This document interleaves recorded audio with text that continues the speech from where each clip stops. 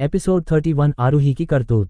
आरूही देवेश की बातें सुनकर थोड़ा चौंक जाती है। वो घबराने लगती है, लेकिन वो अपनी घबराहट को चेहरे पर नहीं आने देती है। वो रूडली कहती है, वहां मैं अपने कुछ दोस्तों के साथ पार्टी करने गई थी, क्या ऐसे तुम्हें कोई दिक्कत है? देवेश कहता है, मैं आप सभी की जानकारी के लिए बता दूं कि द डार्क मून होटल मेरा ही है। जैसे ही सभी लोग देवेश के मुंह से द डार्क मून होटल के मालिक होने वाली बात सुनते हैं तो वे सभी और भी हैरान हो जाते हैं, क्योंकि the dark moon hotel Bharat के टॉप 50 लग्जरी होटलों में से एक है। वहां अक्सर कई बड़े इवेंट भी होते रहते हैं। रविशंकर अपने मन में सोचता है कि जब से इस लड़के से मिला हूं शौक पर शौक लग रहा है। ऐसा लग रहा है कि ये पैदा ही शौक देने के लिए हुआ हो। रविशंकर और राजवीर दोनों को अब भी उस पर भरोसा ही नहीं हो रहा था, इसलिए वो हैरानी से यामी की तरफ कंफर्म करने के लिए देखने लगते हैं। तो यामी भी समझ गई थी कि दोनों क्या पूछना चाहते हैं। यामी भी अपना सिर हाँ में हिलाती है। यामी का जवाब पाकर रविशंकर मन में कहता है, अब तो मैंने 100% तुम्हें ही अपना दामाद और यामी का हस्बैंड मान लिया है। मैंने इससे पहले कुछ अपशब्द तो नहीं कहे थे। रविशंकर सोचने लगते हैं, लेकिन उन्हें ऐसा कुछ भी याद नहीं आता। तो वो एक राहत की सांस लेते हुए धीरे से बोले, चलो अच्छा है, न जाने अभी देवेश कौन कौन सा राज छिपाए है। देवेश आगे कहता है कि इसलिए वहां की जानकारी मेरे पास आती रहती है। देवेश आरूही की तरफ मुड़ते हुए बोला, क्या तुम कल अंदर ढेर सारा अंडरगारमेंट्स लेकर नहीं गई थी? आरूही को एक बड़ा झटका लगता है। वो कहती है, तुम ऐसे कैसे किसी की प्राइवेट चीजों में पढ़ सकते हो? अब आरूही की घबराहट छिपाए नहीं छिप रही थी, उसकी आवाज से साफ साफ पता चल रहा था। देवेश आगे कहता है कि प्राइवेट? तुमने प्राइवेट छोड़ा ही कहाँ, तुम वहां अनैतिक अश्लील तस्वीर क्लिक करवा रही थी। मेरे पास उसके कुछ कॉपियां हैं जो कि मेरे स्टाफ ने मुझे दी थी। अगर तुम ये प्राइवेटली करती तो मुझे कोई सबूत नहीं मिलता, लेकिन तुम उस लड़के के साथ ये सब हरकतें कर रही थी। इतना कहकर देवेश अपना फोन ओपन करके रविशंकर को दे देता है। उस फोटो में हालांकि आरूही का चेहरा तो नहीं आया था, पर साफ साफ पता चल रहा था कि ये वही है, क्योंकि उसके कमर पर एक बर्थ मार्क था जो कि पूरे परिवार वालों को पता है। इसलिए इसमें कोई शक नहीं था कि फोटो असली है कि नकली। अपना सारा पोल खुलते ही आरूही घुटने पर बैठकर कहती है, दादाजी मेरी बात सुनिए, ये सब झूठ है। मैं वहां सिर्फ बिजनेस की बातें करने गई थी। वो कुछ आगे भी कहती है कि उससे पहले ही उसके गालों पर एक थप्पड़ पड़ जाता है। तुम कैसे हमारे खानदान का नाम ऐसे ही उछाल सकती हो? तुमने ये एक शर्मनाक काम किया है और तुम मुझसे अब भी झूठ बोल रही हो कि बिजनेस के लिए गई थी। इससे पहले कभी तुम बिजनेस की मीटिंग में गई भी हो? तुम मुझे मूर्ख बना रही हो। ये सब रविशंकर काफी तेज आवाज में बोल रहा था। उसका सिर तो गुस्से से फटा जा रहा था। आरूही की माँ भी बीच में आते हुए बोलती है, पापा जी हो सकता है कि ये सब झूठ हो, प्लीज आरूही को ऐसे मत डांटिए।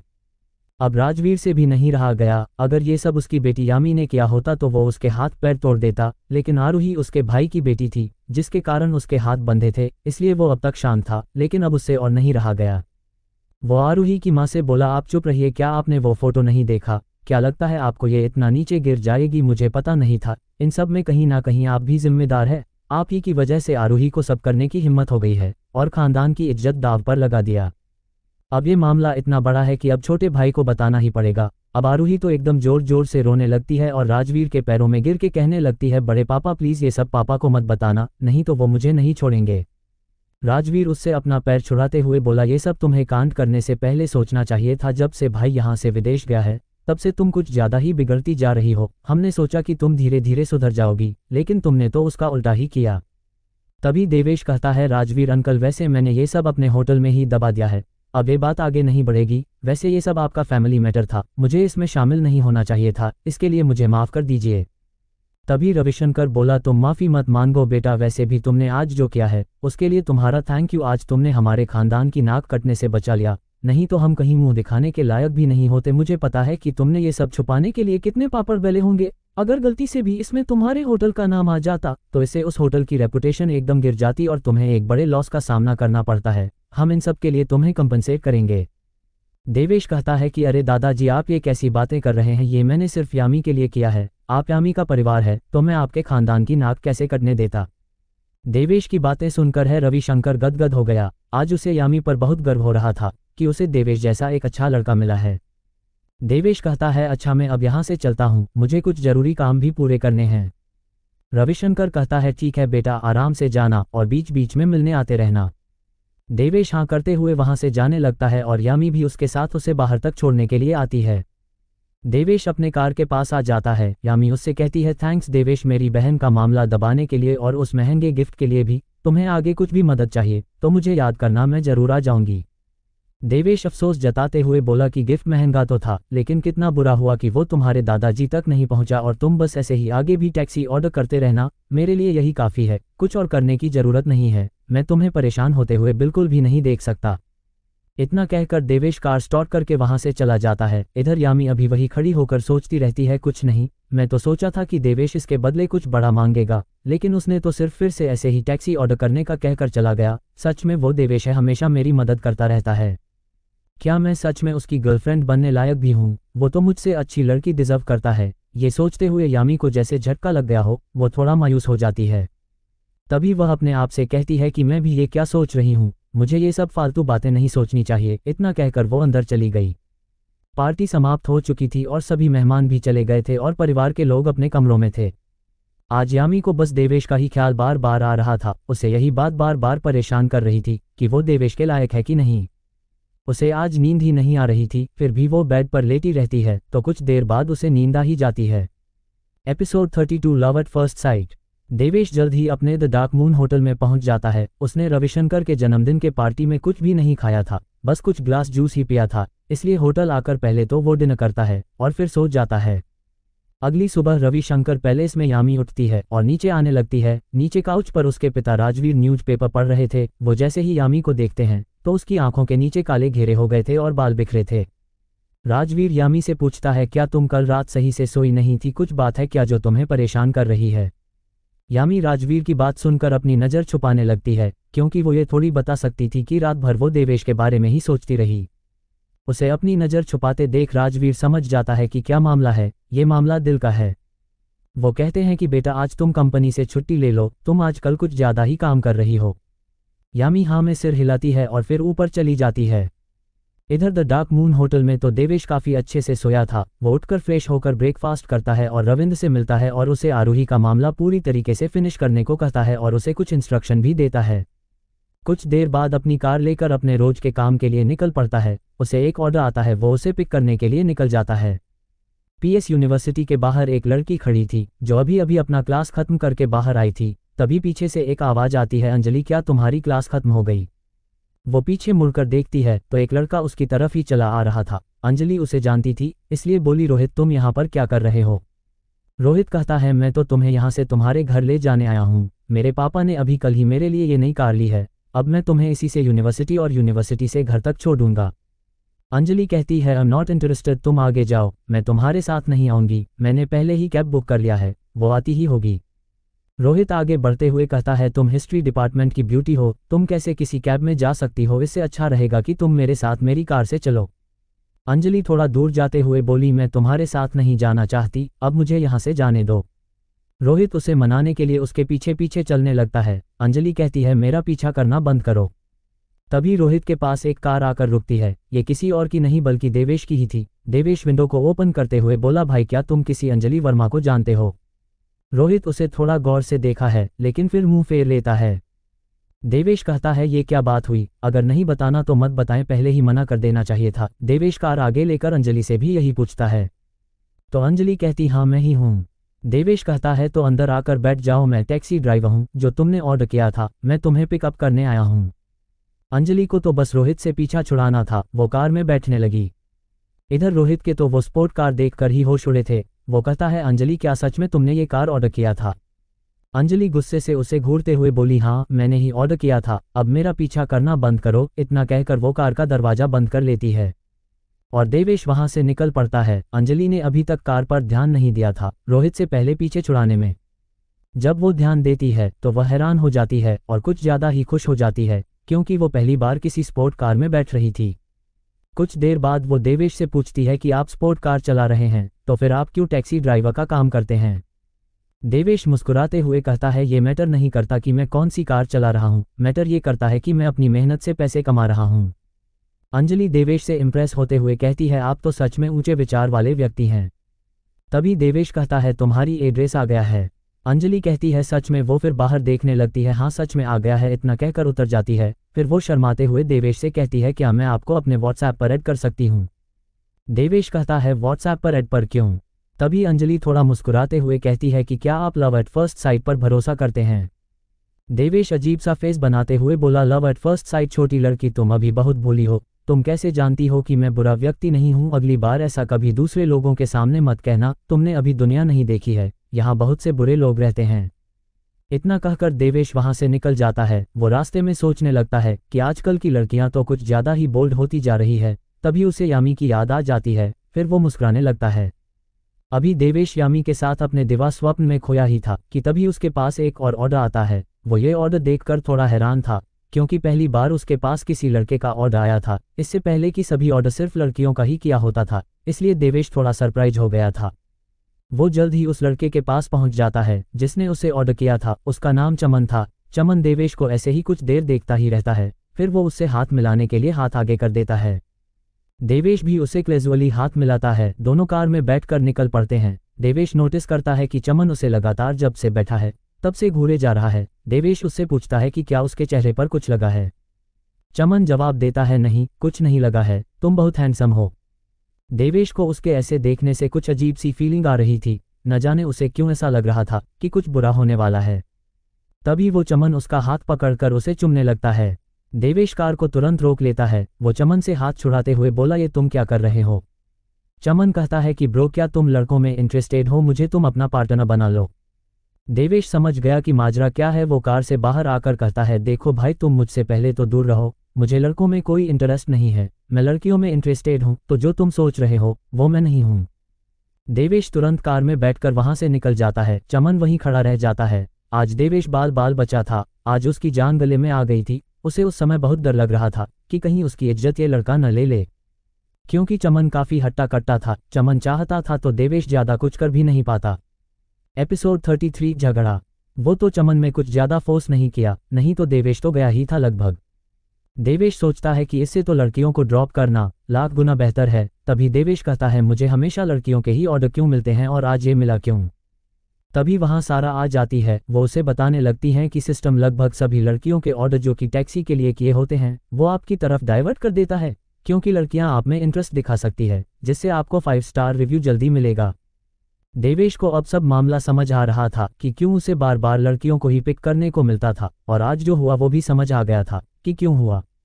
वो सोचता है कि ये सिस्टम कितना चालाक है, टास्क पूरा करवाने के लिए कुछ भी कर सकता है। तभी देवेश का फोन रिंग करने लगता है। ये कॉल मिस्टर अयर का था, जो कि कबीर इंटरनेशनल रेसिंग ट्रैक के मैनेजर है। देवेश कॉल पिक कर लेता है। मैनेजर अयर कहते हैं, लिए मिस्टर राय, आप आज कंपनी आता कि नहीं जी?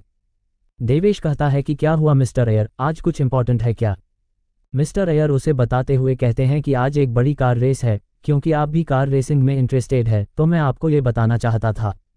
देवेश सोचता है कि वैसे भी आज वो काफी डर गया था, कार रेसिंग से अच्छा क्या हो सकता है। मन बहलाने के लिए देवेश कहता है कि तुम जैसा भी कर रहे हो करते रहो, मेरा इंतजार मत करना, मैं जल्दी आ जाऊंगा, अगर कोई काम नहीं हुआ तो। इतना कहकर देवेश फोन रख देता है, क्योंकि एयर की इतनी हिम्मत नहीं थी कि वो अपनी तरफ से फोन रखता।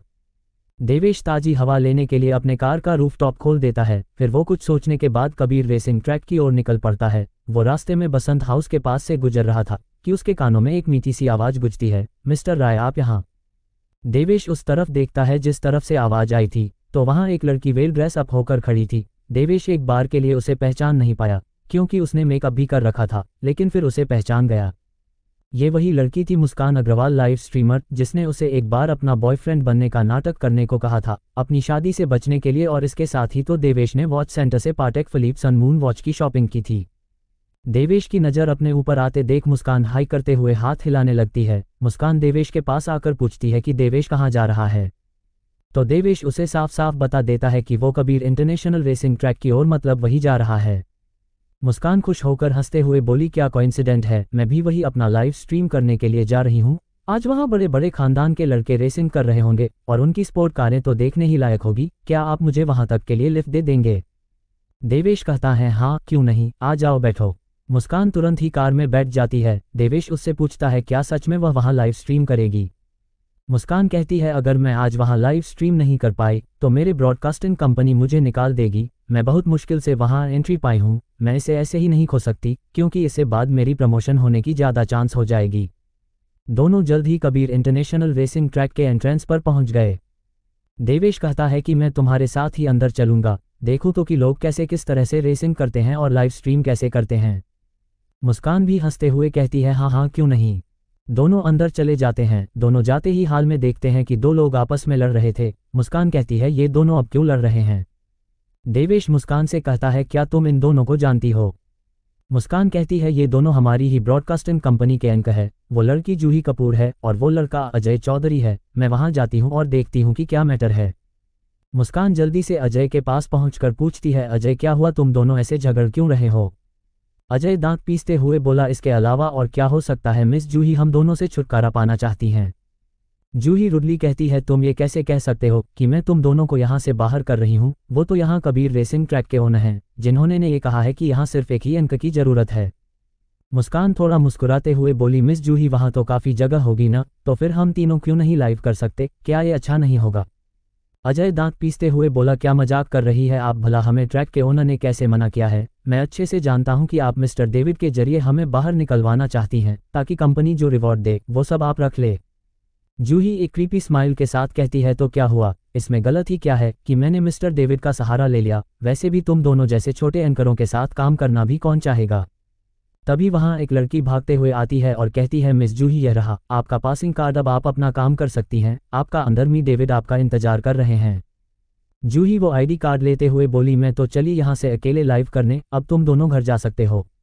अजय उसे जाते हुए बस देखता रह जाता है। वो वहीं बस मुट्ठी बंद हुए खड़ा था। मुस्कान कहती है अजय चलो हम वापस चले, अब हम कुछ नहीं कर सकते। उसके पास मिस्टर डेविड की बैकिंग है, हम उसके साथ मुकाबला भी नहीं कर सकते।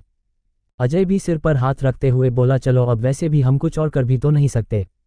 तभी एक आवाज़ उन दोनों के कानों में पड़ती है अरे किसी को कहीं जाने की कोई ज़रूरत नहीं है, तुम दोनों मेरे साथ मेरे पीछे आओ और आज यहाँ अपना लाइव स्ट्रीम करो।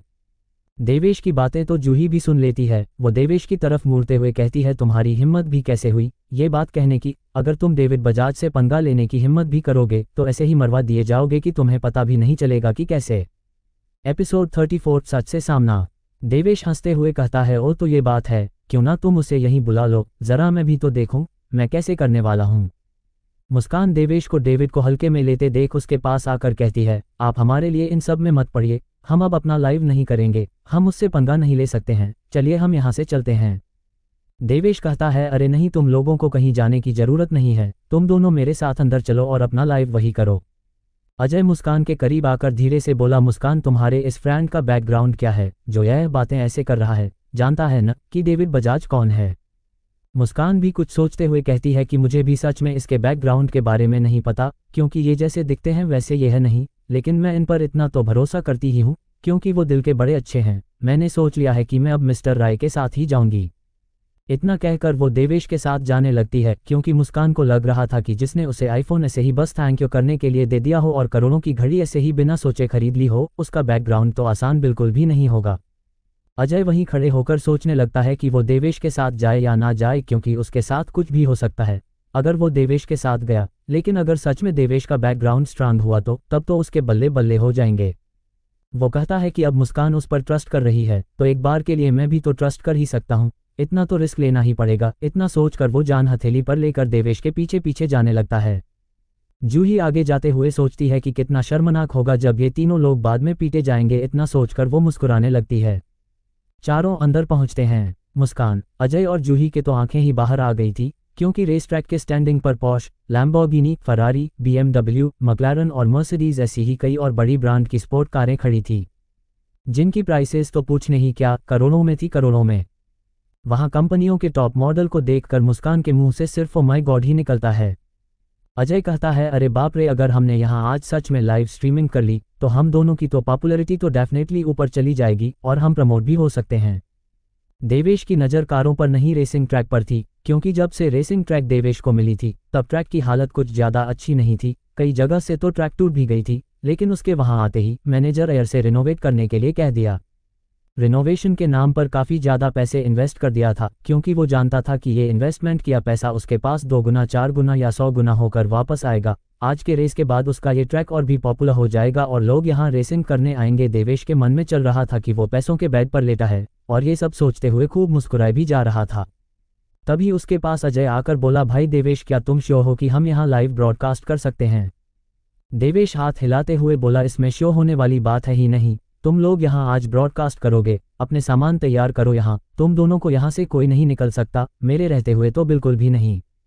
उन लोगों से थोड़ी दूर पर डेविड और मैनेजर एयर कुछ बातें कर रहे थे और उनके पीछे पीछे जूही भी चल रही थी। वो सोच रही थी कि बस तुम तीनों इंतजार करो, मिस्टर डेविड और मैनेजर एयर तुम्हारे पास आने ही वाले हैं। अब तीनों पास आ जाते हैं। तब जूही उन तीनों की तरफ हाथ से इशारा करते हुए कहती है, मी डेविड, मैनेजर एयर, आपने तो कहा था कि आज सिर्फ मैं ही एक्सक्लूसिव लाइव ब्रॉडकास्ट करूंगी, फिर ये सब लोग यहाँ क्यों आ गए? वो देवेश की तरफ इशारा करते हुए कहती है, खास तौर पर वो आदमी कुछ ज्यादा ही पागल है, यहाँ तक कि वो आपको भी सीरियसली नहीं ले रहा था। वो और कुछ आगे कहने ही वाली थी कि वो देखती है कि मैनेजर एयर देवेश को नमस्ते कर रहा था।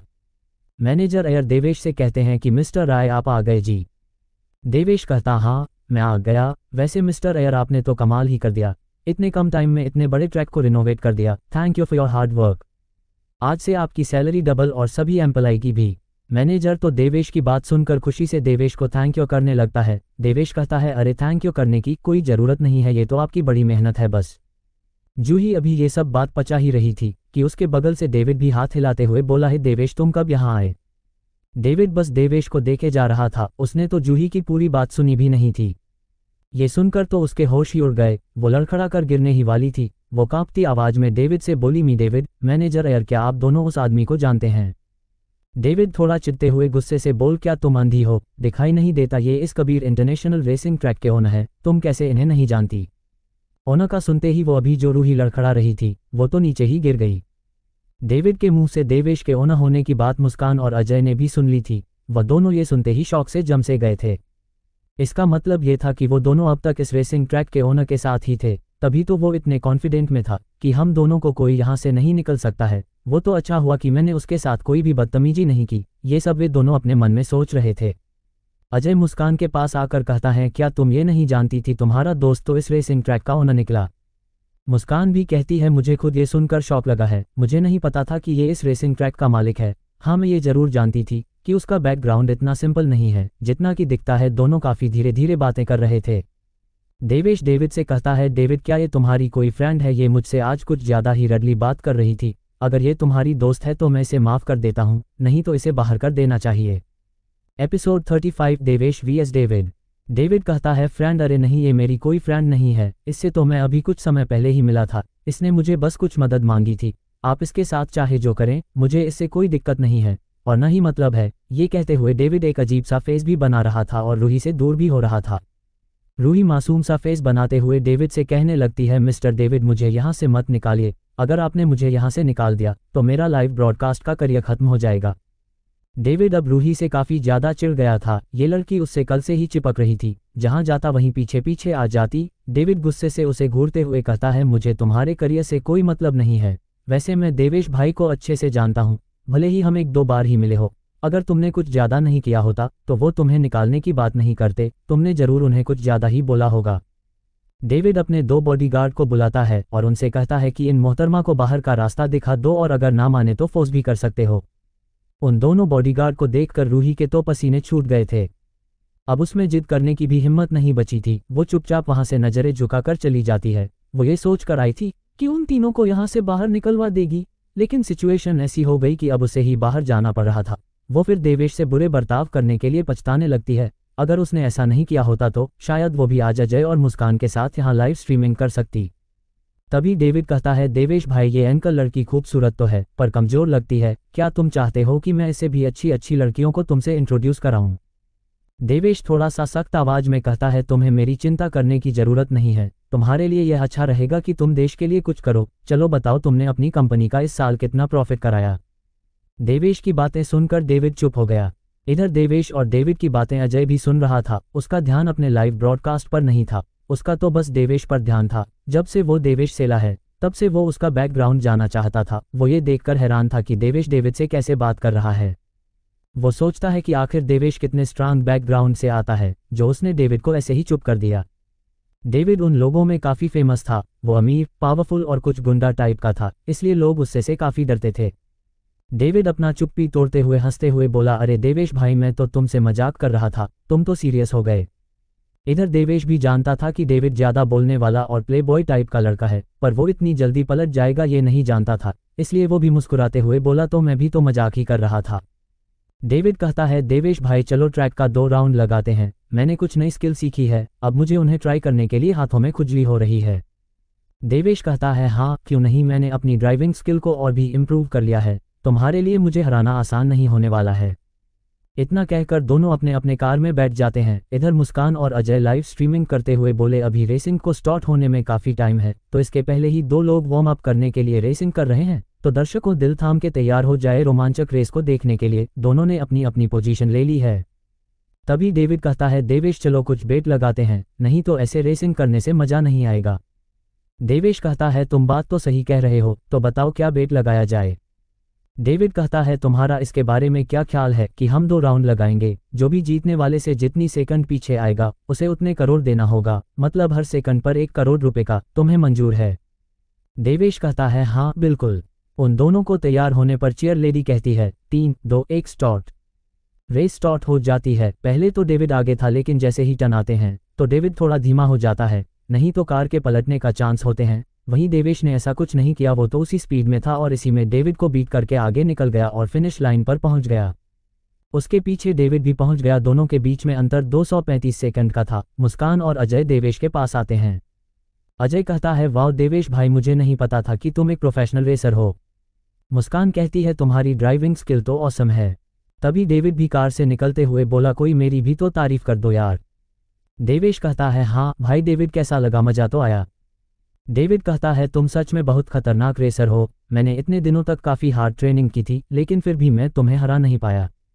इतना कहते हुए वो मासूम सा चेहरा बनाते हुए 235 करोड़ का चेक फाड़कर देवेश को दे देता है। देवेश उससे कुछ मुस्कुराते हुए ले लेता है और उसे इसके लिए थैंक यू भी बोलता है। देवेश वो चेक मैनेजर को थमा देता है और उनसे कहता है मेरी कार पर एक डेंट पड़ गया है, किसी गधे ने इस पर फ्लावर पॉट फेंक दिया था, इस चेक को लो और इससे मेरी कार को सही करवा देना। मैनेजर एयर कहता है ओक मिस्टर राय, मैं इसका फोटो लेकर अभी कंपनी को भेज देता हूं जी, जिससे वो अपना इंजीनियर भेजकर इसे फिक्स करता जी। देवेश अजय और मुस्कान के पास जाकर कहता है तुम दोनों यहां आराम से लाइव स्ट्रीमिंग कर सकते हो और अगर किसी मदद की ज़रूरत हो तो मैनेजर एयर से बेझिझक मिल लेना। अच्छा अब मैं चलता हूं, मुझे कुछ ज़रूरी काम है। दोनों उसकी मदद करने के लिए थैंक्स करते हैं। देवेश जाने लगता है। तभी डेविड उसके कंधों पर हाथ रखते हुए बोला क्या चल रहा है भाई, तुम्हारे पास एक सुंदर अंक है, तुम उसे छोड़कर फिर से वही बोरिंग टैक्सी ड्राइवर के काम के लिए जा रहे हो। देवेश कहता है मैं तुम्हें बता दूं, मैं थोड़ा ऐसे ही घूमने जा रहा हूं, अगर तुम्हें चलना हो तो मेरे साथ चल सकते हो, मैं बुरा बिल्कुल भी नहीं मानूंगा, क्या चलना चाहोगे। डेविड समझ गया कि देवेश उसे इनडायरेक्ट वे में माना कर रहा है। वो कहता नहीं मैं तुम्हारे साथ नहीं जा रहा है, मैंने अभी कल ही एक नई गर्लफ्रेंड बनाई है, मैं तो भाई उसी के साथ आज टाइम स्पेंड करूंगा, तुम जाओ अपना बोरिंग काम करो। देवेश आगे जाते हुए बोला ठीक है फिर तुम जाओ टाइम स्पेंड करो अपनी नई गर्लफ्रेंड के साथ, मैं अकेले ही वॉक पर चला जाता हूँ। इतना कहकर वो कबीर इंटरनेशनल रेसिंग ट्रैक से बाहर चला जाता है और डेविड को कुछ समझ नहीं आ रहा था कि वो अकेले वॉक पर जाने का ताना क्यों मार रहा है, अभी तो इनडायरेक्ट वे में मना कर रहा था। देवेश बाहर अपना सिस्टम चेक करने लगता है तो उसमें शो हो रहा था कि देवेश को अभी कुछ और ऑर्डर पूरे करने हैं, इसके बाद उसका दूसरा टास्क दिया जाएगा। देवेश गुस्से से सिस्टम को देखते हुए कहता है कुछ का क्या मतलब है, अरे नंबर बता देता कितना ऑर्डर लेना है। तभी वहां सारा आकर कहती है मास्टर आपका टास्क पूरा होते ही आपको बता दिया जाएगा, आप चिंता क्यों करते हैं।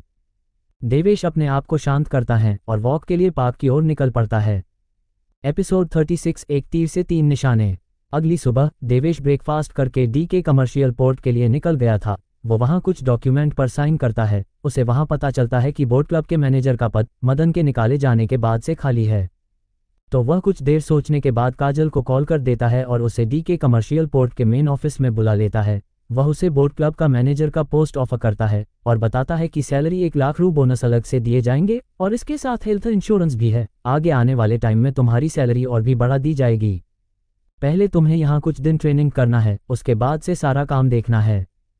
काजल देवेश की बात तुरंत ही मान जाती है। कहाँ उसे बैंक में 45,000 ही मिल रहे थे, यहाँ उससे 2 गुना से ज़्यादा और बोनस अलग से, तो कोई बेवकूफ़ी होगा जो इसे मना करेगा। देवेश काजल को उसका कार्ड वापस कर देता है, कहता है कि ये तो मैंने तुम सभी को सबक सिखाने के लिए किया था। काजल उसका शुक्रिया करती है।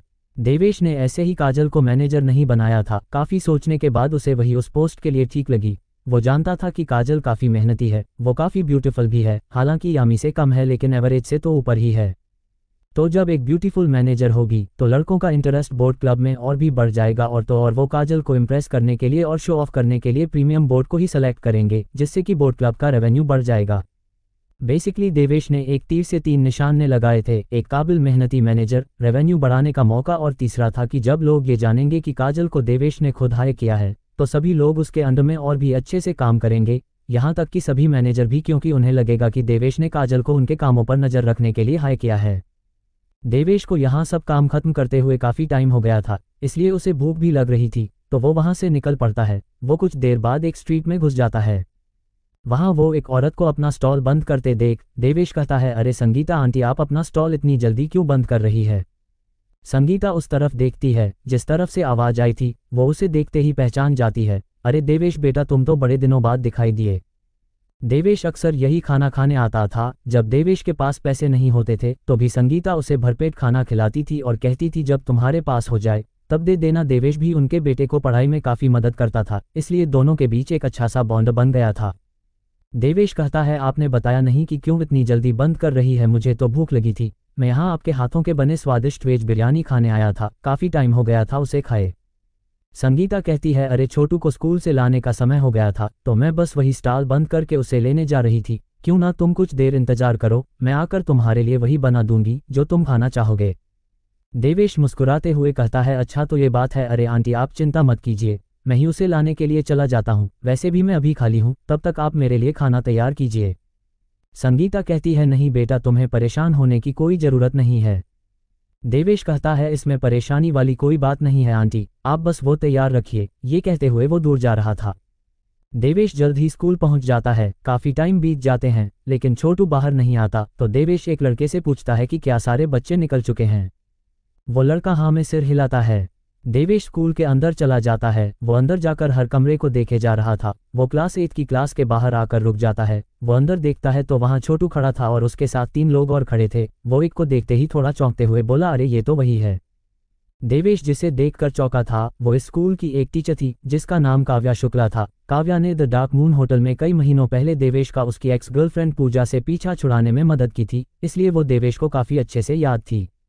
तभी वहां खड़ी दूसरी औरत अपने बेटे की तरफ इशारा करते हुए बोली, मिस काव्या देखिए मेरे बेटे के चेहरे को, इसने उसको कैसे खरोच मारा है। मेरा बेटा फ्यूचर में बॉलीवुड में जाने वाला है और इसकी वजह से अगर मेरे बेटे के करियर में कोई दिक्कत आए तो मैं इसे बिल्कुल भी नहीं छोड़ूंगी। छोटू का नाम नीरज था, लोगों उसे प्यार से छोटू बुलाते थे। वो बहुत सीधा था। उस औरत की बातें सुनकर नीरज की आंखों में आंसू आ गए थे। वो डरते हुए बोला, इसने पहले मुझे बुली किया था, नहीं तो मैं ये सब नहीं करता। देवेश क्लास के बाहर खड़ा रहकर ये सब सुन रहा था। वो ये सोचकर रुका था कि पहले जान ले कि आखिर यहाँ मामला क्या है। वो अंदर आते हुए बोला, ओ बच्चे, तुम्हें क्या लगता है तुम ऐसे ही बेहुदा फेस लेकर बॉलीवुड में फ्यूचर में जा भी पाओगे? तुम अपने आप पर कुछ ज़्यादा ही घमंड कर रहे हो, तुम कुछ ज़्यादा ही सोच रहे हो। वहाँ चेहरे के अलावा कुछ टैलेंट भी होना जरूरी है। ये सुनकर नीरज और काव्या दोनों पीछे मुड़ते हैं तो नीरज के मुंह से निकलता है देवेश भैया और काव्या के मुंह से निकलता है कि मिस्टर देवेश तुम। देवेश को लगा नहीं था कि वो काव्या को अभी तक याद होगा। फिर वो सोचने लगता है कि मैं कुछ ज़्यादा ही हैंडसम हूँ, तभी तो लड़कियां मुझे भूल ही नहीं पाती। देवेश को वहां देखकर नीरज काफ़ी खुश हो गया था क्योंकि अब उसके साथ भी कोई है जो उसका साथ देगा। वो तुरंत देवेश के पास आकर पूछता है, देवेश भैया आप यहाँ कैसे? देवेश उसके सिर पर हाथ फेरते हुए बोला, छोटू तुम्हारी मम्मी इंतजार कर रही है, इसलिए मैं ही तुम्हें पिकअप करने आ गया। वैसे छोटू यहाँ हुआ क्या है? क्या तुमने अपने क्लासमेट से झगड़ा किया है या फिर उसे मारा पीटा है? तुम सिर्फ सीधे दिखते हो नहीं तुम। एपिसोड 37 ऑफिस में भूत। नीरज अपने कपड़े दिखाते हुए बोला, भैया मैं सच कह रहा हूँ, ये देखो इसने पहले मेरी शर्ट फाड़ी थी। देवेश अब उस औरत को देखते हुए बोला, मिस मुझे ऐसा लगता है कि आपके बेटे की पहले गलती है तो आप पहले शिकायत नहीं कर सकती हैं। वो औरत अब देवेश पर चिल्लाते हुए बोली, लड़के तुम कुछ ज़्यादा ही एरोगेंट बना रहे हो। मैं तुम्हें बता दूं, अगर तुमने इसकी भरपाई नहीं की आज तो मैं तुम सबको ऐसे ही नहीं जाने दूंगी। ये तो तुम अपने दिमाग से निकाल ही दो कि मैं ऐसे ही मान जाऊंगी। नीरज की आंखों में आंसू थे। वो कहता है, सच में भैया पहले इसने ही मुझे बुली किया था। देवेश जानता था कि नीरज सही कह रहा है क्योंकि वो नीरज को काफ़ी अच्छे से जानता था कि वो बहुत सीधा लड़का है। उसने तब तक कुछ नहीं किया होगा जब तक कि बात हद से ज़्यादा ना बढ़ गई हो। वो औरत नीरज पर गुस्से से चिल्लाते हुए बोली, अगर मेरे बेटे ने तुम्हें थोड़ा सा परेशान कर भी दिया तो क्या ही गलत किया? तुम जैसे 2 कौड़ी के स्टॉल लगाने वाली के बेटे को परेशान करने में क्या ही दिक्कत है भला? वो कुछ आगे कह पाती कि उससे पहले ही देवेश आगे जाकर उसके गालों पर एक जोर का थप्पड़ जड़ देता है। वो औरत अब देवेश के ऊपर भड़क गई थी। देवेश ने उसे काफ़ी जोर से मारा था। अपने मार खाए गाल पर हाथ रखकर वो गुस्से से देवेश को देखते हुए बोली, तुम्हारी हिम्मत भी कैसे हुई मुझे थप्पड़ मारने की? देवेश हाथ झाड़ते हुए बोला, मिस, अपने जबान पर लगाम लगाए, आप कुछ ज्यादा ही नहीं बोल रही है। उसके बाद देवेश अपने पॉकेट से रुमाल लेकर अपने हाथ को साफ करने लगा। वो उस औरत को ये दिखा रहा था कि उसे थप्पड़ मारने की वजह से देवेश के हाथ गंदे हो गए। वो औरत अब और भी गुस्से में आ जाती है। गुस्से की वजह से उसका सिर फटा जा रहा था, उसकी आंखें भी लाल हो गई थी। वो गुस्से से काव्या की तरफ देखते हुए बोली, मैडम काव्या, क्या आप ऐसे ही शांत होकर खड़ी रहेंगी? आप बस मुझे और मेरे बेटे को परेशान होते हुए देखती रहेंगी। मेरे हस्बैंड एसआर कैपिटल में टेक्निकल मैनेजर हैं, अब हम इन सब पर लीगल एक्शन लेंगे। इतना जल्दी बात अपने ऊपर आते देख काव्या थोड़ी चौंक जाती है। फिर वो सीरियस होकर कहती है, इन सब में पहले आपकी गलती थी, अगर आप कोर्ट भी जाती है तो भी आपके लिए बेकार ही होगा। वो औरत गुस्से से कहती है, तो ठीक है, फिर अब आप ये हैंडल नहीं कर सकती तो अब पूरे स्कूल को ही इसका जवाब देना होगा। काव्या उसे इग्नोर करते हुए नीरज से कहती है, तुम पहले चले जाओ, मैं इन सब मैटर के बारे में प्रिंसिपल से बात कर लूंगी। नीरज उनकी मदद करने के लिए थैंक्स करता है। देवेश कहता है, चलो घर चले, तुम्हारी माँ इंतजार कर रही होंगी।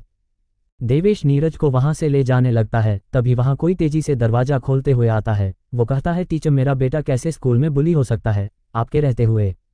वो लड़का उसे देखते हुए बोला, डैड, उसने मुझे परेशान किया और इस आदमी ने यहाँ तक कि मॉम को भी थप्पड़ मारा। वो आदमी जो अभी आया था देवेश को गुस्से से देखते हुए बोला, क्या तुमने मेरी वाइफ को थप्पड़ मारा? तुम अभी इसी वक्त घुटने पर आकर मेरी वाइफ से इसके लिए माफी मांगो। तुम जानते भी हो मेरा बॉस कौन है? मेरे बॉस डेविड बजाज है। तुम्हारी हिम्मत भी कैसे हुई हमसे दुश्मनी करने की? तुम जिंदा तो रहना चाहते हो? देवेश सख्त लहजे में बोला, डेविड बजाज। इतना कहकर वो अपना फोन निकाल कर उसे कॉल कर देता है और गुस्से से कहता है कि डेविड, तुम्हारे एसआर कैपिटल का टेक्निकल मैनेजर मुझे घुटने पर आकर माफी मांगने के लिए कैसे कह सकता है? डेविड कहता है, क्या तुम मजाक कर रहे हो? ऐसा कैसे? मेरी कंपनी में एक मूर्ख अभी तक काम कर रहा है। देवेश कहता है, तुम्हें क्या लगता है कि मैं तुमसे मजाक कर रहा हूं? देवेश का इतना सीरियस टोन सुनकर डेविड समझ गया कि बात सीरियस है, नहीं तो देवेश इतने गुस्से में नहीं होता। वो कहता है, ठीक है, मैं अभी इस इडियट को ढूंढता हूं और सबका सेटलमेंट करता हूं। इतना कहकर वो कॉल डिस्कनेक्ट कर देता है। तभी वो आदमी कहता है, तुम किससे बात कर रहे थे? देवेश कहता है कि डेविड बजाज से। वो आदमी हंसते हुए कहता है, क्या तुम मुझसे मजाक कर रहे हो? मुझे क्या बेवकूफ़ समझ रखा है तुमने? अपना एटीट्यूड देखा भी है कभी? तुम्हारे पास क्या क्वालिफिकेशन है कि तुम हमारे यंग बॉस मिस्टर डेविड को जान सको? लगता है अब तुम्हें इसके लिए भी सबक सिखाना होगा। वो कुछ आगे बोलता कि उसका फ़ोन रिंग करने लगता है। वो देखता है कि कोई अननोन नंबर है। वो फिर भी कॉल पिक कर लेता है, ये सोचकर कि कोई इंपॉर्टेंट कॉल होगा। तो वो जैसे ही कॉल पिक करता है तो आवाज़ आती है, केशव, तुम्हारी हिम्मत भी कैसे हुई देवेश राय से झगड़ा करने की? क्या तुम मेरे हाथों मरना चाहते हो? वो ये आवाज़ सुनकर घबरा गया था, क्योंकि ये आवाज़ उसके बॉस यानी डेविड बजाज का था। भला उस आवाज़ को वो क्यों ना पहचानता? डेविड कहता है, अपना बोरिया बिस्तरा बांधो और निकल जाओ एसआर कैपिटल से। हमें तुम जैसे दूसरों के दम पर शेर बनने वाले गधों की कोई ज़रूरत नहीं है। केशव घबराते हुए कहता है, मिस्टर डेविड, मेरी बात तो सुनिए। मैं अभी उनसे माफ़ी मांग लेता हूँ। मैंने अभी लोन लिया है घर और कार खरीदने के लिए। अगर आपने मुझे जॉब से फायर कर दिया तो मैं उसे कैसे भरूंगा और मेरी जिंदगी बर्बाद हो जाएगी। डेविड कहता है, ठीक है, फिर हमारे अफ्रीका के युगांडा के ब्रांच में आदमियों की कमी पड़ रही है, तो तुम अगर निकाले नहीं जाना चाहते हो तो वहां जा सकते हो। ये सुनते ही वो घुटने पर आ गया और उसके हाथों से फ़ोन नीचे गिर गया। तभी उसकी वाइफ उसके पास जाकर कहती है, क्या हुआ हस्बैंड, तुम ऐसे नीचे फ्लोर पर क्यों बैठे हो? केशव कहता है कि वो सच में डेविड बजाज को जानता है और मिस्टर डेविड ने मुझे बिना एक शब्द कहे जॉब से फायर कर दिया है। ये सुनकर तो उसकी वाइफ और उसके बेटे के तो पैरों तले जमीन ही खिसक गई। केशव देवेश से कहने लगा, मिस्टर देवेश, हम जानते हैं कि इसमें सरासर सारी गलती हमारी है। मैं इसके लिए आपसे माफ़ी मांगता हूँ। प्लीज़ मुझे आप एक दूसरा मौका दे दीजिए। मिस्टर डेविड से ये कह दीजिए कि वो मुझे कंपनी से न निकाले। देवेश वहां से उसे इग्नोर करते हुए जाते हुए बोला, आज तो मैं यहाँ था, नहीं तो नीरज और संगीता आंटी के साथ तुम लोग क्या करते मैं ये सोच भी नहीं सकता। तुम लोग यही डिजर्व करते हो। निकल जाओ यहाँ से, अगली बार अच्छा इंसान बनने की कोशिश जरूर करना। इतना कहकर वो नीरज को अपने साथ लेकर वहां से निकल पड़ा। देवेश का नीरज से कुछ अलग सा ही लगाव था, क्योंकि नीरज के पापा का एक एक्सीडेंट में डेथ हो गया था। देवेश भी अनाथ था, शायद इसलिए ही वो ये समझ सकता था कि किस किस कठिनाइयों को सामना करना पड़ता है। इसलिए वो हमेशा नीरज को अपने छोटे भाई की तरह मानता था। इधर काव्या तो ये सब नज़ारा तो पचा ही नहीं पा रही थी। वो जब देवेश से मिली थी तो उसने उसे अपना इंट्रोडक्शन होटल का इंचार्ज कह कर दिया था, लेकिन वो डेविड बजाज को जानता है। अरे जानता ही नहीं, वो तो डेविड से बातें ऐसे कर रहा था कि वो दोनों आपस में दोस्त हों। डेविड कोई आम बंदा थोड़ी न था, वो अपने पावर और पैसे के लिए हमेशा चर्चे में रहता था। उसने दिल्ली में एक अलग ही दबदबा बनाकर रखा था, खौफ का या फिर पावर का। काव्या समझ गई थी शायद देवेश ही उस होटल का मालिक है और वो कोई आम इंसान तो बिल्कुल भी नहीं है। नीरज और देवेश जल्द ही घर आ गए। उनका अपार्टमेंट मकान के दूसरे फ्लोर पर था। नीचे वो स्टॉल लगाया करते थे। नीरज आकर कहता है कि मम्मी मैं आ गया, पता है आज क्या हुआ। वो कुछ आगे कहता कि देवेश धीरे से उसके कानों में कहता है चुप रहो, ये सब आंटी को पता नहीं चलना चाहिए। नीरज धीरे से कहता है कि हाँ समझ गया। संगीता ने नीरज की पूरी बात नहीं सुनी थी। वो कहती छोटू तुम्हें इतना देर कैसे हो गई और ये तुम्हारे कपड़े इतने नए क्यों लग रहे हैं। तभी देवेश बोल पड़ता है अरे आंटी दरअसल मैं इसको अपने साथ लेकर बाजार घूम रहा था तो इसलिए लेट हो गया। इसकी शर्ट वहाँ बाजार में खरोच लगने से फट गया था तो मैंने नई दिला दी। संगीता कहती है इसकी क्या ज़रूरत थी, मैं खुद उसे दिल देती। देवेश कहता है कि कोई बात नहीं आंटी, नीरज मेरे छोटे भाई जैसा है। इसके बाद वो देवेश को खूब प्रेम से वेज बिरयानी परोस देती हैं। देवेश बिरयानी खाने के बाद उसे पैक भी कर लेता है और वहाँ से आरडीजे कंपनी की ओर निकल पड़ता है। देवेश कंपनी में घुस जाता है। सिक्योरिटी गार्ड उसे नहीं रोकते क्योंकि वे सभी उसे जानते थे। देवेश अंदर जाता है तो देखता है कि सारे लोग अपने घर जा चुके हैं। देवेश यामी के केबिन के बाहर पहुंच जाता है। वो सोचता है कि ये लड़की अभी तक ओवरटाइम काम कर रही है। ये लड़की सच में बहुत मेहनती है। सभी लोग यहाँ से जा चुके हैं और ये यहाँ अकेली रुककर ओवरटाइम वर्क कर रही है। क्या इसे किसी चीज़ से डर भी नहीं लगता है। वो धीरे से बिना आवाज़ किए यामी का दरवाज़ा खोलकर अंदर देखने लगता है तो यामी अपने बैग से बिस्किट निकालकर बड़े प्यार से खा रही थी, जो खाते हुए काफ़ी क्यूट लग रही थी। उसे ऐसे देखकर अच्छे का दिल फिसल जाता। यामी को ऐसे खाते देख देवेश को उस पर हंसी और प्यार दोनों ही आ रहा था। इसी में वो थोड़ा पीछे होता है तो दरवाजे से आवाज़ होती है जिसके यामी चौंक जाती है। वो कहती है कौन है। वो डरते हुए केबिन से बाहर आकर कहती है कौन है यहाँ पर, तुम भूत बनकर मुझे डराने की कोशिश मत करो। ये सब देवेश केबिन के बगल में दरवाजे के पीछे सुन रहा था और अपनी हंसी रोक रहा था। यामी ये जरूर कह रही थी लेकिन अंदर से काफ़ी डर भी रही थी क्योंकि पूरा बिल्डिंग खाली थी। वह डरते हुए अंदर केबिन में जाकर तुरंत फ़ोन निकालकर देवेश को कॉल कर देती है। एपिसोड 38 ऑफिस में रोमांस। यामी ऑफिस में काफ़ी डर रही थी। देवेश को कॉल कर रही थी लेकिन देवेश कॉल पिक ही नहीं कर रहा था। वो एक बार फिर उसे कॉल करती है तो इस बार देवेश कॉल पिक कर लेता है। वो घबराते हुए बोली हेलो देवेश, मैं अभी अपने ऑफिस में हूँ, क्या तुम मुझे यहाँ जल्दी से पिक करने आ सकते हो, प्लीज़ जल्दी करो। देवेश धीरे से कहता है ओ आखिर क्या बात है, लेकिन मैं नहीं आ सकता, मेरे पास टाइम नहीं है, मैं अभी एक ज़रूरी काम से बाहर आया हूँ। देवेश के धीरे धीरे बातें करने से यामी और भी डर रही थी। उसे डर के मारे पसीने आ रहे थे। वो डरते हुए थोड़ा तेजी से बोली सब काम छोड़कर मुझे पिक करने आ जाओ, ऐसा लग रहा है कि कंपनी में कुछ बुरी चीज़ हो रही है, मुझे बहुत डर लग रहा है। देवेश उसे से काम डाउन करते हुए बोला ओक ठीक है, मैं आ रहा हूँ, बस इंतजार करो मेरा। इतना कहकर देवेश कॉल डिस्कनेक्ट कर देता है। देवेश के फ़ोन रखते ही यामी फिर से डरने लगती है। तभी यामी को किसी के कदमों की आवाज़ सुनाई देती है। वो डरते हुए कहने लगती है काका कौन है यहाँ पर, मेरा बॉयफ्रेंड यहाँ जल्द ही आता होगा, तुम ये बिल्कुल भी मत सोचना कि मैं तुमसे डर जाऊंगी, जल्दी से इस कंपनी से तुम निकल जाओ। तभी एक शांत सी आवाज़ आती है क्या सच में तुमने मुझे अपना बॉयफ्रेंड मान लिया है। ये आवाज़ उसे कुछ जाना पहचाना सा लग रहा था। इतने में ही दरवाज़ा खुलता है तो सामने देवेश खड़ा था। यामी तुरंत उससे चिपक जाती है। वो देवेश को जोर से हक कर लेती है, यहाँ तक कि वो देवेश को सांस भी नहीं लेने दे रही थी। वो कहती है देवेश आज कंपनी में कुछ अजीब से आवाज़ आ रहे थे, मुझे लग रहा था कि मेरे साथ कुछ बुरा होने वाला है, जिस कारण मैं काफ़ी डर गई थी। थैंक गॉड तुम आ गए, नहीं तो मैं बस बेहोश ही होने वाली थी। देवेश को यामी का इतना जोर से हक करना काफ़ी अच्छा लग रहा था। उसे ये भी अच्छा लग रहा था कि यामी उस पर काफ़ी ज़्यादा भरोसा करती है या फिर उसे ही याद करती रहती है, तभी तो उसने पहले उसे ही कॉल किया था। तभी यामी को कुछ बात पिंच करती है। वो तुरंत देवेश को छोड़कर खड़ी हो जाती है। देवेश इस पल को काफ़ी एंजॉय कर रहा था, लेकिन यामी के उसे छोड़ने से वो यामी को देखने लगता है। यामी कहती है देवेश मैंने तुम्हें जस्ट अभी ही कॉल किया था और तुम इतनी जल्दी से यहाँ आ गए कैसे। देवेश यामी की शक भरी नज़रों को देख रहा था। ऐसा लग रहा था कि वो कुछ पूछ रही हो। अब उसे लग रहा था कि वो अब पकड़ा गया। देवेश मासूम सी शक्ल बनाते हुए बोला वो दरअसल बात यह है कि मैं यहीं तुम्हारे केबिन के बाहर कुछ दूरी पर था। यामी को बात समझ आते ही वो देवेश को अपने कोमल हाथों से मारने लगती है। वो कहती है तुम गंदे कहीं के, तुम मुझे क्यों डरा रहे थे, तुम्हें पता भी है कि मैं कितना डर गई थी। देवेश उसके सिर पर हाथ रखते हुए बोला अरे मैं जानता हूँ कि रात में ऐसे अकेले काम करना कितना खतरनाक हो सकता है, इसलिए तुम्हें पहले घर चले जाना चाहिए। यामी अब शांत हो गई थी। यामी को देवेश का उसके सिर पर हाथ रखना और उससे ऐसी बात करना काफ़ी ज़्यादा अच्छा लग रहा था। वो शर्माते हुए देवेश से दूर होते हुए बोली मैं बहुत ज़्यादा डर गई थी, अब तुम ऐसे मुझे कभी मत डराना। वैसे तुमने अपने हाथ में क्या लिया है। देवेश कहता है ये मुझे पता था कि तुमने अभी तक कुछ भी नहीं खाया होगा, तो तुम्हारे लिए सबसे अच्छी वेज बिरयानी लेकर आया हूँ। खैर ये किसी 5 स्टार होटल का नहीं है, एक छोटे से स्टॉल से है। लेकिन वहाँ मैं काफ़ी सालों से इसे खा रहा हूँ। ये सच में काफ़ी टेस्टी है, इसलिए मैंने इसे तुम्हारे लिए भी पैक करा लिया। तुम्हें इसे एक बार ज़रूर ट्राई करना चाहिए।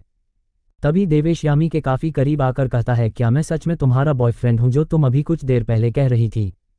ये सुनते ही यामी के गाल टमाटर जैसे लाल हो गए थे। वो देवेश के इतना करीब होने से के कारण उसकी सांसों की गर्माहट को आसानी से फील कर सकती थी, जिसके कारण उसके दिल की धड़कन काफ़ी तेज हो गई थी। वो देवेश से दूर होते हुए बोली, वो तो मैं वैसे ही कह दिया था। देवेश उसे और ज़्यादा फोर्स नहीं करता, क्योंकि वो साफ साफ देख पा रहा था कि यामी कह कुछ और रही है और उसकी बॉडी और आंखें बता कुछ और रही है। देवेश कहता है, अच्छा छोड़ो इन सबको, चलो ये बिरयानी खा लो, नहीं तो ये ठंडी हो जाएगी, तब इसका टेस्ट नहीं आएगा। यामी उस बॉक्स को खोल देती है। यामी कहती है, अरे वाह, इसकी खुशबू तो काफ़ी अच्छी आ रही है। वो इसे स्मेल करने लगती है और कहती है, वाह ये तो काफ़ी डिलीशियस भी लग रही है। देवेश कहता है, अरे ज़्यादा देर मत करो, नहीं तो ये ठंडी हो जाएगी तो इसका मज़ा खराब हो जाएगा। यामी उसे देखते हुए थोड़ा नखरा दिखाते हुए बोली, तुमने मुझे अभी डराया था, तो तुम्हें एक सज़ा मिलेगी और सज़ा ये है कि तुम्हें मुझे बिरयानी अपने हाथ से खिलाना होगा। देवेश मुस्कुराते हुए कहता है, ठीक है मैं ही खिला देता हूँ। और किसी ने ये इमेजिन भी नहीं किया होगा कि आरडीजे ग्रुप ऑफ कंपनी की इतनी बड़ी प्रेसिडेंट मुझे इस तरह से परेशान करती होगी, बिल्कुल बच्चों की तरह जिद करेगी। यामी उसकी बात सुनकर थोड़ा रूठने का चेहरा बना लेती है। वो देवेश को ये दिखाना चाहती थी कि उसे देवेश की ये वाली बात अच्छी नहीं लगी। देवेश कहता है, अच्छा बाबा ठीक है, तुम छोटी बच्चियों की तरह जिद नहीं करती, ये लो खाओ, मुंह खोलो अपना। यामी उसका एक कवर लेती है। वो ये अपने आगे आए बालों को पीछे करते हुए खा रही थी। देवेश यामी की इन्हीं क्यूट हरकतों पर उसे और भी चाहने लगा था। वो कभी कभी बिल्कुल बच्ची बन जाती और कभी कभी एकदम कड़क प्रेसिडेंट। यामी कहती है कि ये तो सच में बहुत टेस्टी है। देवेश कहता है, अरे टेस्टी तो होगा ही ना, मैं जो तुम्हारे लिए लाया हूँ। इतना कहकर वो यामी को और भी खिलाने लगता है। यामी कहती है, रुको मत, खिलाते रहो। देवेश कहता, ठीक है ये लो। यामी देवेश को उसे इतने प्यार से खिलाते हुए देखकर सोचने लगती है कि देवेश सच में मेरी कितनी केयर करता है। वो इतनी रात में भी मेरे लिए डिनर लाया है, सिर्फ यही है जो मेरे लिए इतनी रात में भी डिनर लेकर मुझे खिलाने के लिए मेरे ऑफिस तक आ सकता है। चाहे कितना भी वो बिजी हो या रात हो, मेरे एक कॉल करने पर तुरंत मुझे पिक करने चला आता है। इतना तो मेरे माता पिता भी नहीं मुझे पूछते। इधर देवेश यामी के ख्यालों से अनजान बस यामी के गुलाबी ओठों को देखे जा रहा था। वो जब जब उसे स्पून से खिलाता तब यामी के हल्के गुलाबी ओठों को देखकर उसके अंदर एक बिजली सा दौड़ जाता है। वो चाहता था कि वो तुरंत जाकर यामी को किस करने लगे, लेकिन वो अपने आप को रोके हुए था, क्योंकि यामी को अभी वो खिला रहा था। अगर उसने किस की तो यामी ये सारा खाना नहीं खा पाएगी। देवेश ऐसा बिल्कुल नहीं चाहता था, इसलिए वो बहुत मुश्किल से अपने आप को यामी को किस करने से कंट्रोल किए हुए था। जब प्लेट में आखिरी स्पून बिरयानी बची तो देवेश ने उसे लेकर यामी को खिला दिया। इस बार यामी के गुलाबी ओठों को देखकर देवेश अपने आप पर कंट्रोल नहीं कर पाया और उसने तुरंत यामी को सोफे पर अपने पास खींचा और एक हाथ उसके कमर में डालकर दूसरे हाथ से उसके सिर को पकड़कर उसे पैशनेटली किस करने लगा। ये सब इतनी जल्दी हुआ कि यामी को कुछ रिएक्ट करने का टाइम ही नहीं मिला। उसने ये बिल्कुल भी एक्सपेक्ट नहीं किया था कि ये सब हो जाएगा। देवेश के अचानक इस मूव से यामी की दिल की धड़कन काफ़ी तेज हो गई थी। वह अब पूरे शांत कमरे में सुनी जा सकती थी और कमरे का माहौल भी एकदम गर्म हो गया था। यामी को जैसे ही ये सब समझ में आया तो वो भी देवेश का पूरा साथ देने लगती है। वे दोनों ऐसे ही कुछ देर सोफे पर किस किए ही जा रहे थे, तभी देवेश अपना हाथ कमर से ऊपर यामी की गर्दन पर लाता है। यामी सोचती है, अरे नहीं, वो सब यहाँ ऑफिस में नहीं। Episode 39 selfie. देवेश यामी को किस करते करते सोफे पर लेटा देता है। अब यामी को सभी रोमांटिक ख्याल आ रहे थे। वो सोचने लगती है कि अब तो वो सब यहाँ होकर रहेगा। इधर एक तरफ वो डर भी रही थी और यहाँ नहीं करना चाहती थी, और एक तरफ देवेश को मना भी नहीं कर रही थी। तभी देवेश उसे ऐसे ही लेटे छोड़कर उठ जाता है तो यामी सोचने लगती कि देवेश अब अपनी शर्त उतारने जा रहा है, तो यामी अपनी आंखें बंद कर लेती है। कुछ देर बाद तक देवेश देखता है कि यामी अभी भी आंखें बंद किए हुए काउच पर लेटी है, तो देवेश पूछता है कि क्या हुआ मिस यामी, आप अभी तक ऐसे ही क्यों पड़ी है। यामी धीरे से एक आंख खोलती है तो देखती है कि देवेश तो अब बगल के सोफे पर शांत होकर बैठा था। तभी यामी झट से उठकर बैठ जाती है। देवेश उसके पास आकर कहता है कि मिस यामी, मैंने नहीं सोचा था कि आपका दिमाग इतना ज़्यादा सोचता है। मैं तो बस आपको किस कर रहा था, लेकिन आप तो कुछ और भी आगे की सोच रही थी। मुझे नहीं पता था कि आप इतनी बोल्ड हैं कि यहाँ वो सब ऑफिस में करने की सोचेंगी। यामी अब एकदम लाल पड़ गई थी। यामी मन में सोचती है कि कहीं देवेश सबकी मन की बात तो नहीं जान लेता है, क्योंकि यामी सच में वही सोच रही थी जो अभी देवेश ने कहा था। तभी यामी उसे मारते हुए कहने लगती है कि तुमने मुझे किस क्यों किया। देवेश कहता है, अगर आपको मेरे किस करने से इतनी ही दिक्कत थी तो उस समय मुझे करने से क्यों नहीं रोका, बल्कि तुम भी तो मेरा ही साथ दे रही थी। अब यामी एकदम शांत पड़ गई थी, क्योंकि देवेश ने सच ही तो कहा था, वो भी तो उसका साथ दे रही थी, तो वो कैसे उसे मार सकती है और गुस्सा कर सकती है। अब दोनों के बीच एक अजीब सी शांति छा गई थी। शांति इतनी थी कि उस कमरे में लगी घड़ी की चलने की आवाज़ साफ साफ सुनाई दे रही थी। तभी देवेश का फ़ोन रिंग करने लगता है। अचानक इतनी शांति में फ़ोन रिंग करने से दोनों चौंक जाते हैं। देवेश अपना फ़ोन उठाता है तो उसे डेविड ने कॉल किया था। वो कॉल पिक कर लेता है तो डेविड कहता है, हेलो देवेश भाई, तुम कहाँ हो? क्यों ना तुम मेरे पास क्लब में चले आओ, हम यहाँ पार्टी करेंगे, यहाँ पर बहुत सी ब्यूटीज भी हैं। देवेश जानता था कि डेविड प्लेबॉय है तो वो अक्सर क्लब पार्टी करने जाया करता है। देवेश उसे मना करते हुए कहता है कि नहीं, मेरा पार्टी में आने का बिल्कुल भी मूड नहीं है, और जो तुम ब्यूटी की बात कर रहे हो ना, तो उससे भी बड़ी ब्यूटी तो मेरे बगल में बैठी है। मेरे बगल में बैठी ब्यूटी तो इतनी एलिगेंट और चार्मिंग है कि उसके कहने ही क्या, उसके सामने और कोई ब्यूटी तो मुझे फीकी सी अच्छी ही नहीं लगती। देवेश ये सब बगल में बैठी यामी को देखते हुए कह रहा था। यामी शर्मा रही थी क्योंकि वो जानती थी कि देवेश किसकी बात कर रहा है और भला कौन अपनी तारीफ सुनकर खुश नहीं होता होगा, शायद कोई नहीं। देवेश को उसे ऐसे देखते देख यामी देवेश को एक स्माइल पास करती है। इधर देवेश डेविड से कॉल पर लगा था। देवेश कहता है कि उसकी स्माइल तो पूछो ही मत, जब जब वो स्माइल करती है तो पूरे बॉडी में एक कट सा दौड़ जाता है और बीट एकदम सी फास्ट हो जाती है। अपनी इतनी तारीफ तो यामी पचा ही नहीं पा रही थी। उसने तो शर्म के मारे अपने दोनों हाथ से अपना चेहरा छुपा लिया था। यामी को देवेश का ऐसे फ्लर्ट करना काफी अच्छा भी लग रहा था। इधर डेविड देवेश की ऐसी बात सुनकर थोड़ा कंफ्यूज सा हो गया। वो सोचने लगा कि कहीं देवेश का दिमाग फिर तो नहीं गया है, वह कैसी कैसी आशिकों वाली बातें कर रहा है। डेविड कहता है, क्या बात कर रहे हो देवेश भाई, ऐसा भी कहीं होता है क्या? तुम जरूर मुझसे झूठ बोल रहे हो। तो भला ऐसी ब्यूटी है कहाँ जो मुझे अभी तक मिली भी नहीं कहीं? डेविड सोच रहा था कि शायद देवेश उसके पास न आने का बहाना बना रहा है।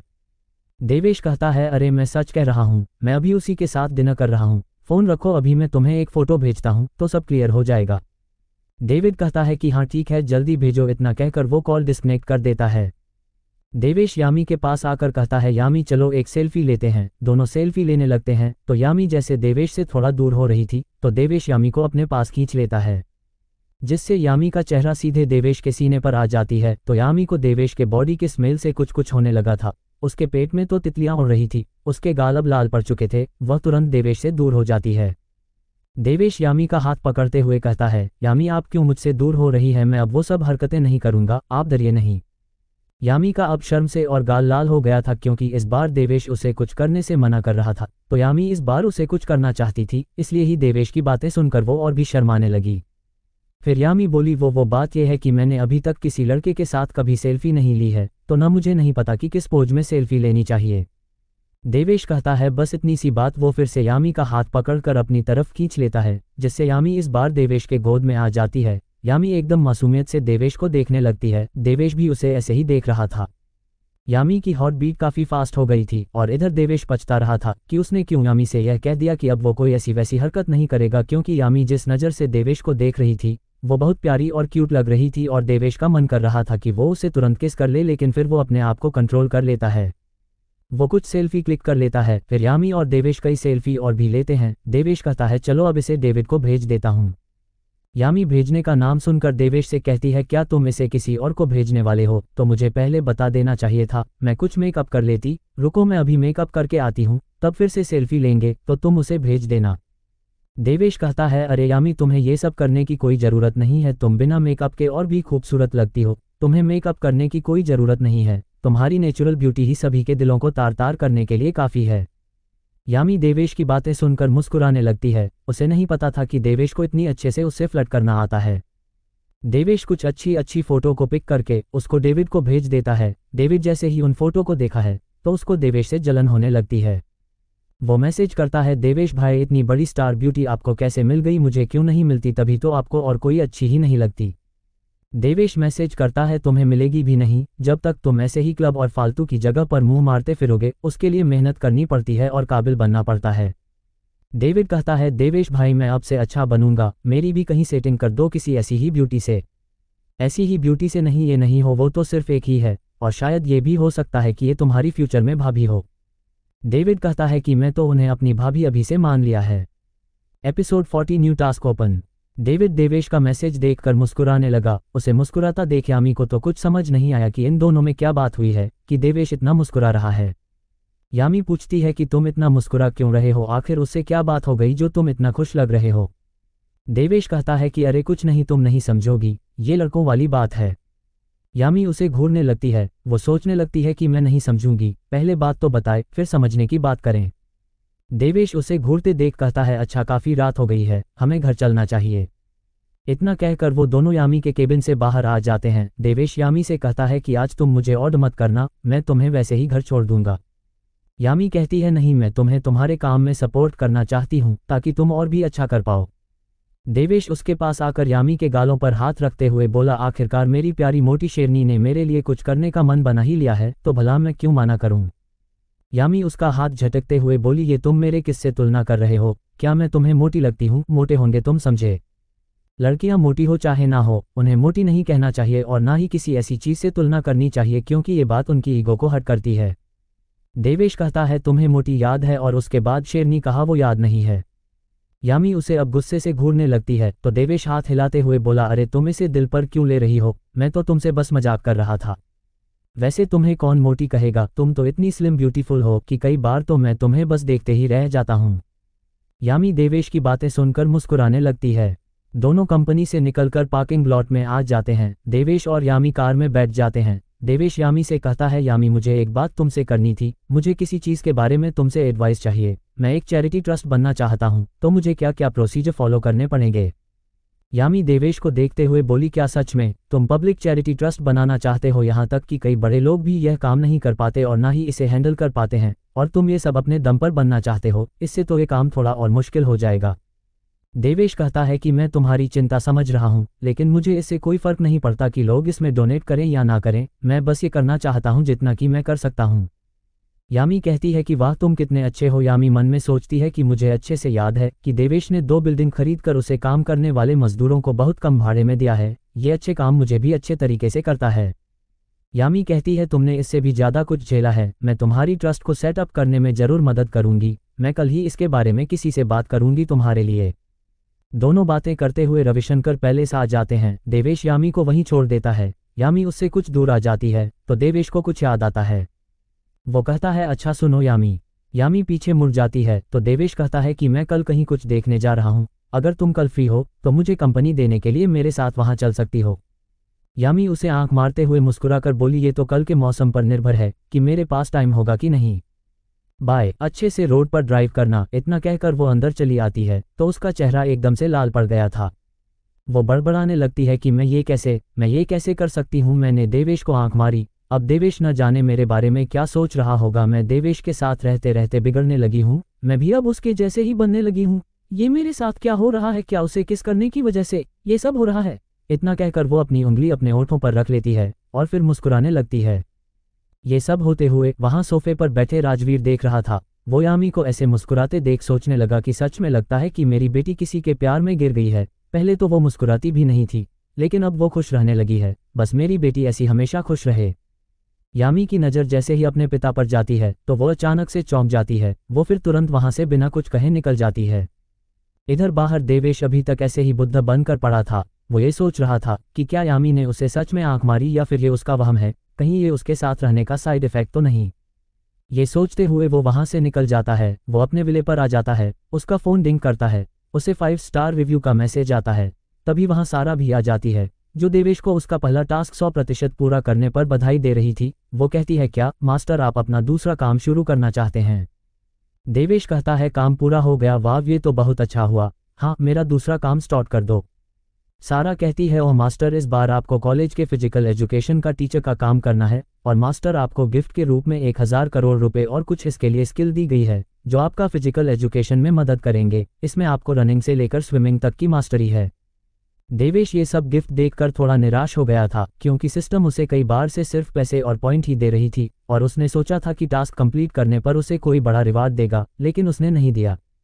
देवेश कहता है कोई बात नहीं, ये भी कम नहीं है। तभी सारा कहती है कि मास्टर आपको ये टैबलेट दिया गया है, इसे खाने के बाद आपका दिमाग बहुत तेज हो जाएगा और आप घंटे का कैलकुलेशन मिनटों में कर सकेंगे और इसका कोई भी साइड इफेक्ट नहीं है।